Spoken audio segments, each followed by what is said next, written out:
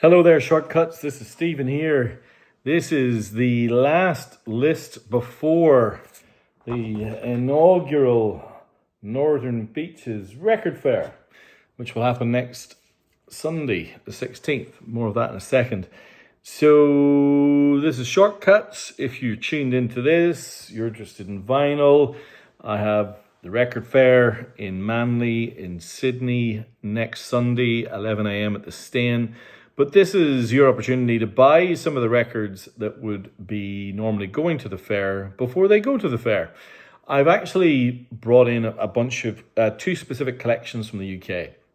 One is a kind of new wave, kind of UK 80s synth, new wave post-punk, and the other is heavy metal, all UK first presses. And in immaculate condition. And I'm going to show you a selection. You would have seen my videos, I hope, the reels. I've got a swathe of Thin Lizzy, first presses and all sorts, and a whole bunch of really, really good Ramones that's going to be at the fair. But none of that tonight. I got different selections tonight. So this is some of the new wave, all the first half are all UK first presses. And then I've got some jazz and soul and blues to finish things off. So, for those of you who aren't aware, the price list will go out 9 p.m. this Wednesday, March 12th, at 9 p.m. Sydney time. If you would like to be on the price list, drop me an email, shortcutsrecordsaus@gmail.com. All right, so let's start with some of these UK selections. I'm going to start here. So this is the UK release from 1981 of the best of Siouxsie and the Banshees. Once Upon a Time, the singles. Kind of iconic sleeve. I really like this sleeve. It's really, really, really evocative, and it's got a whole bunch of kind of weird dollies and kind of all sorts of stuff at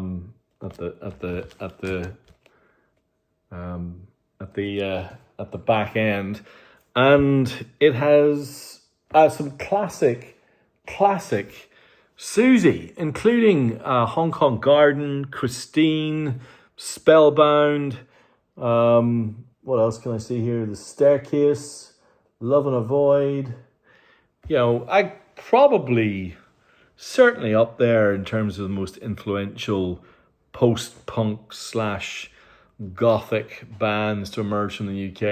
I think it's a really cool compilation, and it's very typical of the types of records that are in this box. They're not just your usual thing, and that follows on here to the second. So this is Blind by the Icicle Works, fronted by a Liverpool kind of post-punk rock band, fronted by Ian McNabb from Liverpool. This is a pretty heavy record. I played this one earlier because I really like the sleeve. It's not the most subtle. The second track is called Shit Creek, for example. But I kind of was rocking to this. It surprised me. Again, all of these UK first presses are just in delightful condition. So for those of you who know the Icicle Works, this is kind of sprawling blues, alternative rock. You can kind of hear kind of like the influence of some American bands like The Replacements, for sure. I can hear. It was produced by Ian McNabb itself, which I think is part of the reason why it's very raw, very loud, and very riffy. Surprising. All right, I have this in the collection. There are, I think, 8 Injury records, all UK first presses, all in absolutely fantastic condition. And there's all the inner sleeves, etc. If there are any Injury fans out there who would like to fill gaps in their collection or pick up UK first presses of his whole discography, give me a shout. This, of course, is the iconic New Boots and Panties. Wake Up and Make Love With Me, Sweet Jean Vincent.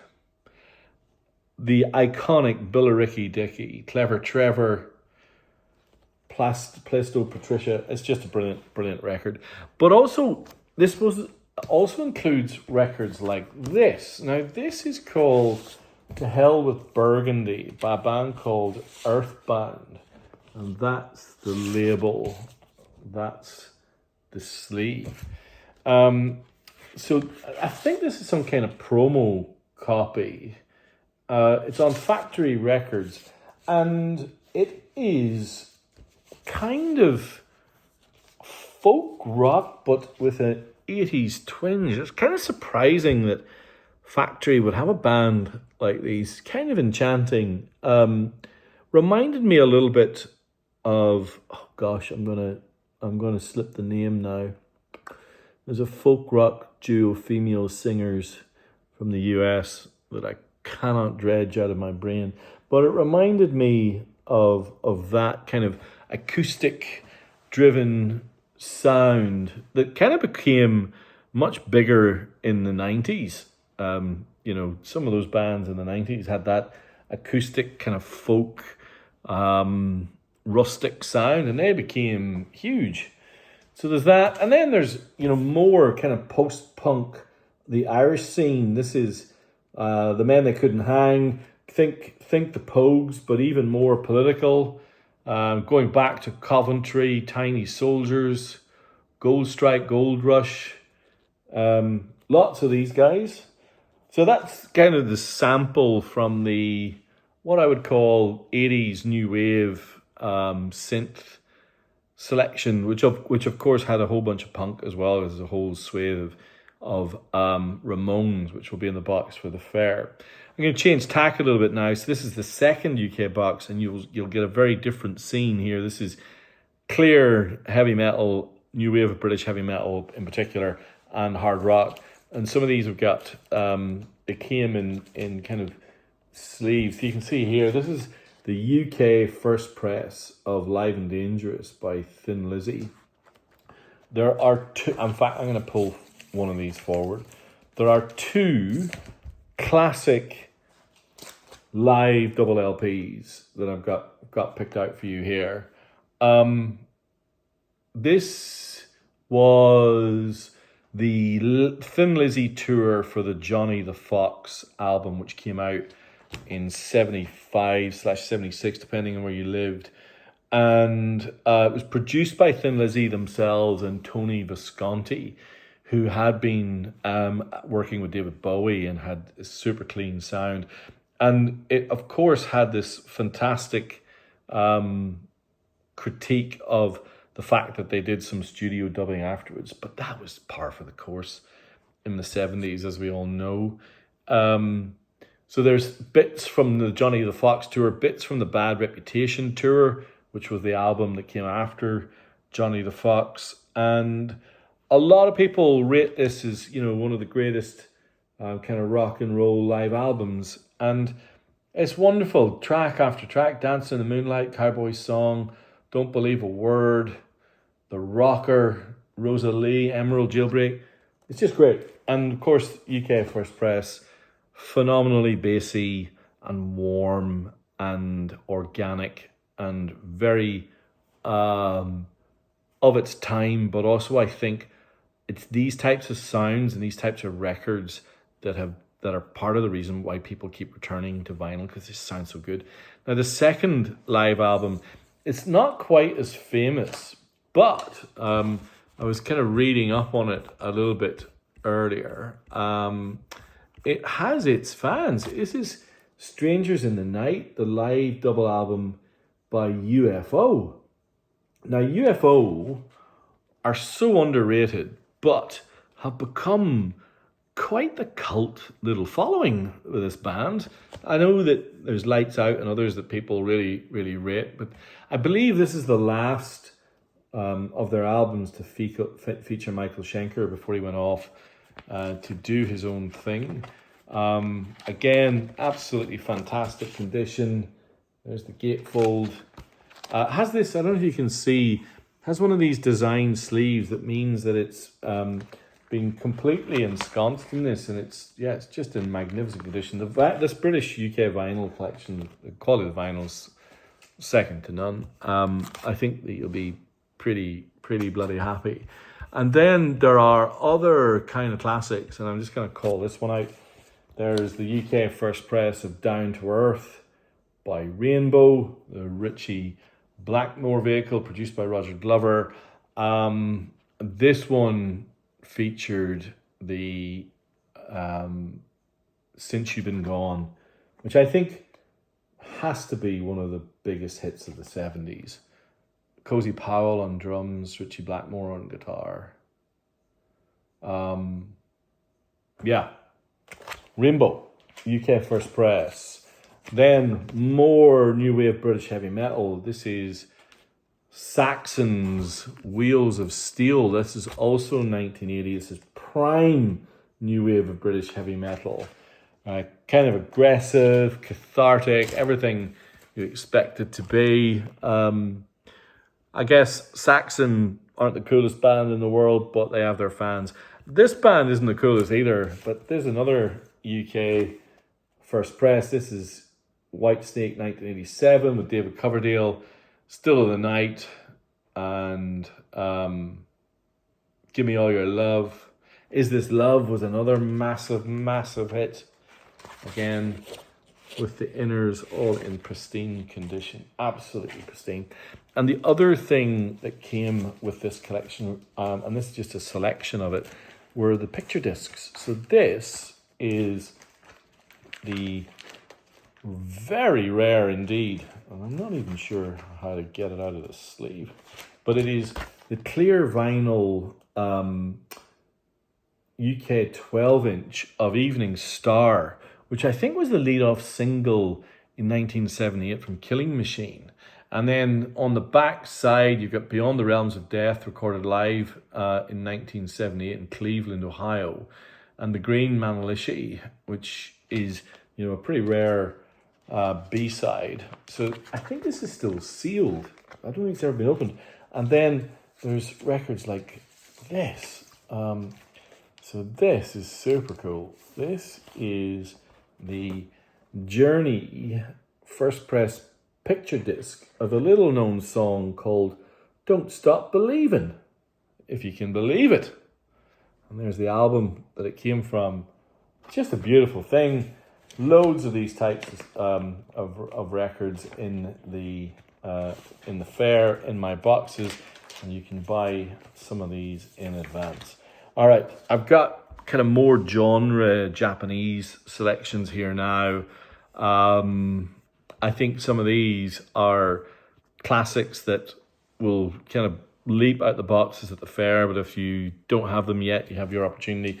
But I'm going to talk about two female soul and blues singers who recorded at Muscle Shoals, that legendary recording studio, one right at the beginning of her career and one pretty much right at the end. And I'm going to start with the one that's right at the end. I love both of these records equally. This is Comes a Little Closer by Etta James, 1974. The other one that I'm about to show you in a second is a couple of years earlier, 1972. This is where Etta James starts getting gritty and funky. She years of struggling with her own personal demons. I mean, she went, let's put it like this, she lived a life. But when she got to Muscle Shoals, something happened. You got Chuck Rainey on bass, Louis Spears on upright bass. The band just wrapped themselves around her, and because it's Muscle Shoals, the mixture of groove, kind of bass line, and horns are the key thing. So the list of horn players is as long as my arm, various different backing singers. But this is it was, I suppose I looked at some of the contemporary reviews. It had its fans, but it wasn't loved. It is much more revered now in some respects than it was back then. But that Japanese copy is fantastic. And You know, tracks like Out on the Streets Again, those were tracks that were originally written for Aretha Franklin, who would was kind of on her second wind of her career. But Etta got them and nailed them, and it really works. Now, this next performer you all know because you know how much I love her. I've had her records on my lists for years because I think she's astonishing. This is Millie Jackson's debut album, Millie Jackson. This is also a Muscle Shoals record. There she is on the back, looking absolutely incredible. Millie Jackson, a strident, libertine and outspoken, funny, groovy, deep voice, biting content, puts men in their place. Had her first charting single. It's just great. If you don't know Millie Jackson, dive in. You are in for a treat. Think of it like a harder version of soul. It's pretty great. And we all know how much the Japanese love Miles Davis, and I've got a couple of Miles Davis here. I've got, Japanese Kind of Blue, in absolutely fantastic condition. If you don't have a Kind of Blue that you love, that's good. But also this. Look at the obi on this baby. This is a Japan-only release. And it's one of these padded kind of records. It has absolutely just beautiful look and feel. I will call out the track list in a second. But as a primer, Round Midnight, Milestones, So What, Walking, Autumn Leaves, and Spanish Key. And also this absolutely fantastic centerfold photo of, I'm trying to get out of the reflection, of Miles blowing his horn. Look at that. Absolutely amazing, pristine condition. Very accessible Miles records, Miles songs. Just absolutely wonderful. I also have this. This is one of the most popular records in the history of shortcuts. This is early Japanese press. I have to check if it's first or not. I really can't remember. Of Herbie Hancock's Headhunters, just a stone cold classic for a long time. The biggest selling jazz album of all time. I also have just one more little Miles Davis treat. 1983's Star People. I have a real soft spot for this record. It's kind of his most, harshly judged, but also groovy, raw. Before he became a little bit too slick in the 80s. This is like the perfect in-betweener. And it also has a little poster of this really fun sleeve. I got this really cheap. It's a great record. I love it. I've never seen it with the little poster before. Star People, Miles Davis. And then I got all the way through and I realized I had no blues. And nobody's buying blues music at the minute. I don't know why. I've had some of the best blues records and they're in the box because no one wants them. But we'll see how they go at the fair. But I'm going to continue to put some great blues records forward. This is Hawk Squat by J.B. Hutto and the Hawks. There he is on the back. One of the great Chicago blues slide guitars. And what I love about this particular record is that he plays alongside Sunnyland Slim. So you get J.B. Hutto on the slide, Sunnyland Slim on the piano. It is just smile. It is raucous. It is storytelling. It is searing slide guitar. Too much alcohol, hip shaking. The Sunnyland Slim lends a kind of rollicking rhythm to it all. It wasn't a commercial success, but after a while, this became like a cornerstone blues record, and it subsequently, I think it's been entered into the Blues Hall of Fame. The Swing Journal in Japan rated it one of the greatest blues albums that's ever been. And there it is on the legendary Delmar label. If you don't know Hawk Squat, JB and Hutto and his Hawks with Sunnyland Slim, look it up. Do yourself a treat. He played, by the way, a homemade guitar. It was, well, homemade. It was a Japanese guitar that he home modified, and he refused to replace it even when he started to become successful. And it's cheap as chips, and you can kind of hear how raw it is. That's part of his appeal. All right, so there you have the list for the first list. I have a second list of classic rock to come, but this was jazz, blues, soul, heavy metal, new wave, Irish folk punk, British folk rock, all sorts. How good is that? All right, hopefully you found something interesting there. As always, like, comment, and if you're interested, come along to my record fair on the 16th, next Sunday, 11 a.m. at the Hotel Stain. All right, thanks a lot. Classic rock list to come.